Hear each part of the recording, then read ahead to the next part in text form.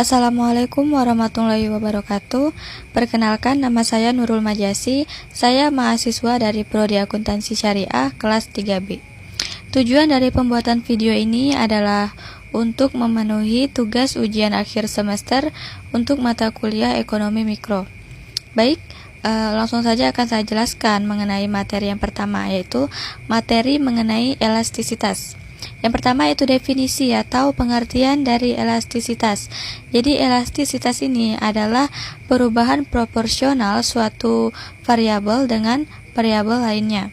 Kemudian pengertian atau definisi dari elastisitas permintaan.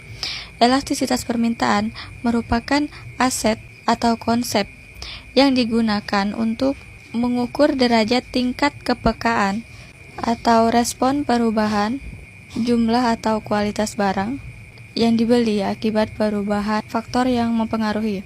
Kemudian macam-macam elastisitas permintaan. Di sini elastisitas permintaan terdiri dari 3 macam. Yang pertama yaitu permintaan tidak elastisitas sempurna. Kemudian yang kedua yaitu permintaan tidak elastisitas, dan yang ketiga yaitu permintaan uniter elastisitas. Kemudian masuk ke materi yang kedua, yaitu mengenai permintaan atau penawaran dan keseimbangan pasar.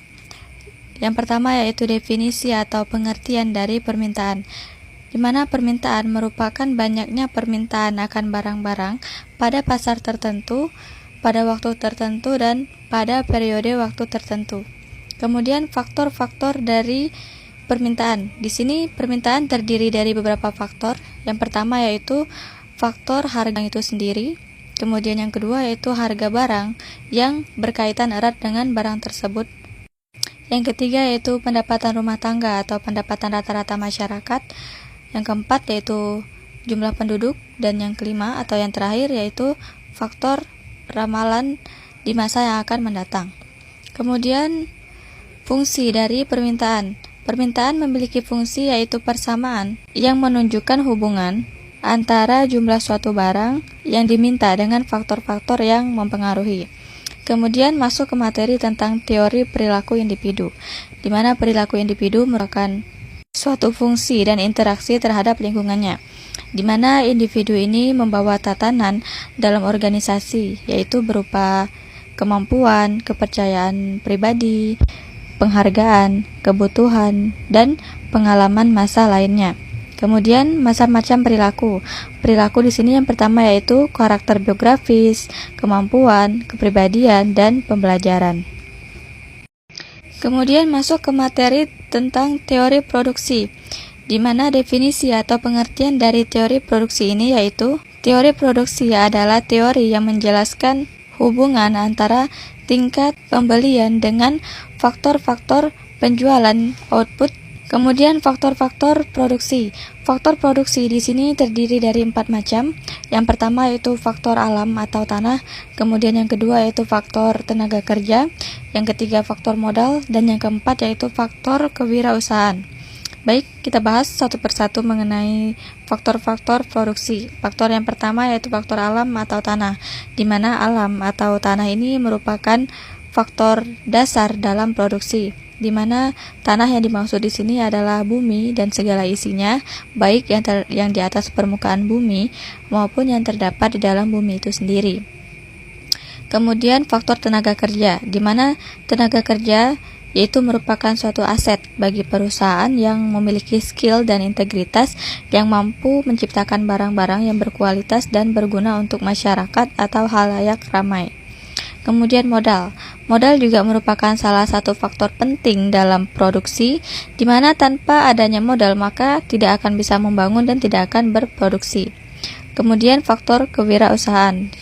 Faktor kewirausahaan dimaksud di sini yaitu faktor yang mampu dalam mengkoordinasikan perusahaan sehingga perusahaan mampu berjalan secara efektif dan efisien. Kemudian analisa teori produksi. Analisa teori produksi di sini terdiri dari 2 macam, yaitu produksi dalam jangka pendek dan produksi dalam jangka panjang. Yang pertama, teori produksi dalam jangka pendek. Produksi dalam jangka pendek merupakan kurun waktu yang terjadi ketika salah satu atau lebih faktor produksi yang tidak bisa diubah atau tetap Kemudian produksi dalam jangka panjang. Produksi dalam jangka panjang di sini yaitu kurun waktu yang tidak dapat ditentukan. Misalnya 5 tahun, 10 tahun, 15 tahun, dan seterusnya. Kemudian teori produksi berdasarkan perspektif Islam. Di sini teori produksi berdasarkan perspektif Islam yaitu berdasarkan pedoman Al-Quran dan hadis, di mana salah satu ayat Al-Quran yang mengatur tentang produksi di sini yaitu ayat Al-Quran yang terdapat di dalam surah Al-Anbiya ayat 80, di mana arti dari surah tersebut yaitu, dan kami ajarkan kepada Daud membuat baju dari besi guna melindungi kamu dari peperangan, maka tidakkah kamu bersyukur? Nah, jadi hadis tersebut yaitu hadis yang mengatur tentang produksi. Selain hadis, di sini juga ada Selain ayat Al-Quran, di sini juga ada hadis yang mengatur tentang produksi. Di mana hadis yang mengatur tentang produksi ini yaitu terdapat dalam hadis riwayat Ahmad Bukhari dan Ibnu Majah. Di mana bunyi dari hadis tersebut yaitu, seorang di antara kamu membawa tali dan pergi ke gunung untuk mencari kayu bakar, lalu dipikulnya di punggungnya dan dijualnya kayu tersebut, serta dengan cara itu ia bisa menghidupi dirinya sendiri. Itu lebih baik daripada meminta-minta yang kadang diberi dan kadang tidak diberi. Itu merupakan salah satu hadis yang mengatur tentang produksi, yaitu hadis dari Ahmad Bukhari dan Ibnu Majah. Kemudian masuk ke materi tentang pasar persaingan sempurna, di mana pasar persaingan sempurna merupakan pasar struktural atau industri di mana terdapat banyak penjual dan pembeli yang tidak mempengaruhi pasar. Kemudian karakteristik atau ciri-ciri dari pasar persaingan sempurna di sini yaitu, yang pertama adalah perusahaan pengambil harga, kemudian menghasilkan barang yang serupa, terus terdapat banyak perusahaan di pasar dan pembeli mempunyai pengetahuan yang sempurna. Kemudian pasar persaingan sempurna di sini memiliki kekurangan dan kelebihan.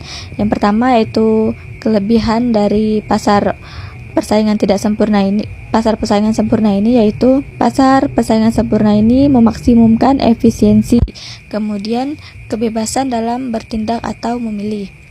Selain itu kekurangan dari pasar persaingan sempurna itu yaitu persaingan sempurna tidak mendorong inovasi, kemudian membatasi pilihan konsumen, dan distribusi pendapatan tidak terlalu nyata.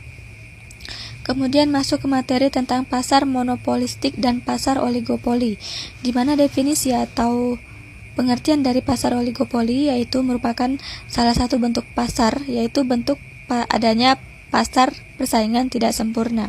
Atau berdasarkan pengertiannya, pasar oligopoli ini merupakan pasar yang dikuasai oleh beberapa perusahaan dalam usaha menawarkan suatu produk.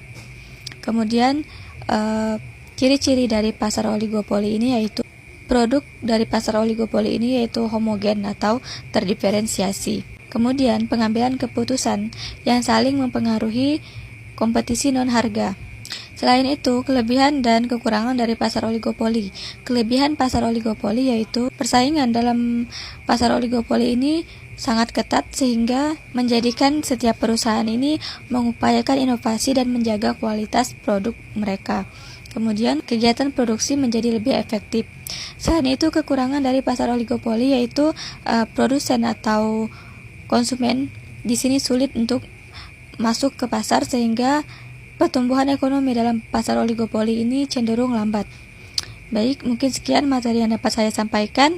Saya akhiri dengan wabillahi taufiq wal hidayah. Wassalamualaikum warahmatullahi wabarakatuh.